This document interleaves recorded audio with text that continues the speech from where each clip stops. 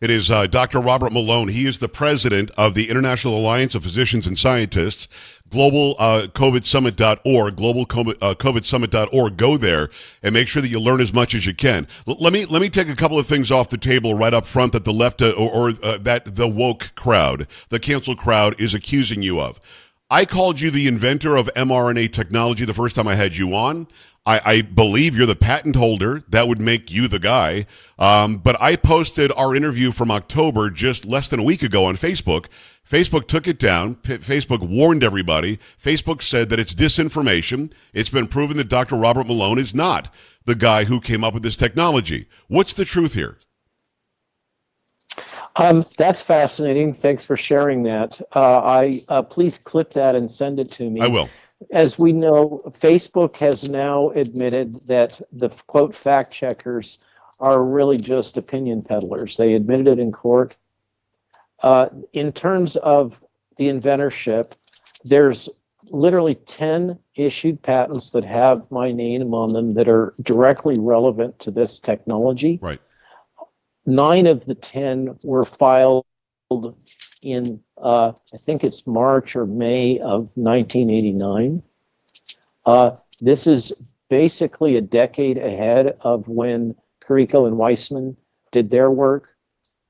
If you look at Kariko's initial paper on mRNA, it specifically not only cites me in the references, but acknowledges me in the acknowledgement section for my coaching of her or a communication with her, right, however you want to say it. She personally identifies the meeting that she went to in Annapolis, for which I was an organizer, and I invited her personally to attend as one of the seminal events in her own intellectual journey in this.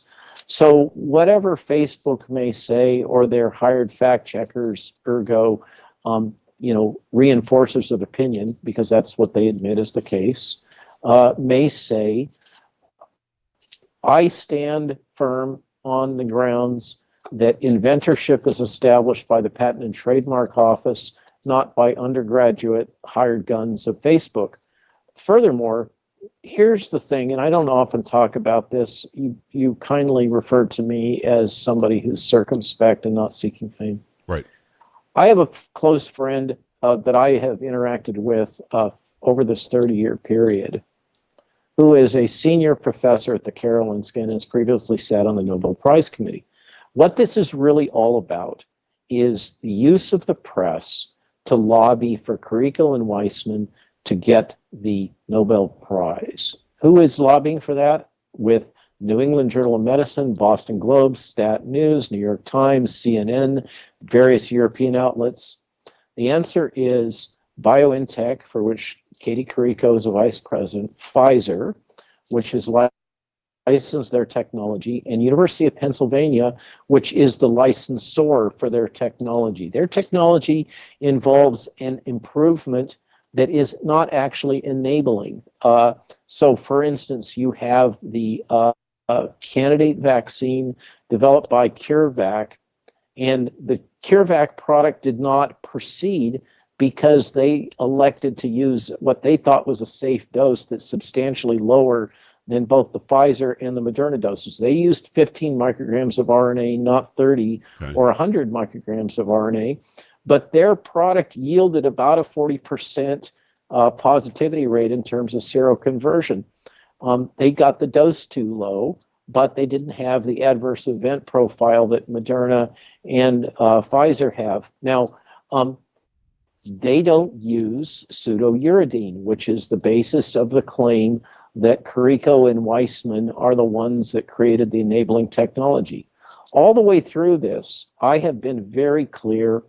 The assertions that are being made is that akin to if I was an engineer at Boeing involved in the development of the 737 MAX, that means that I invented powered flight.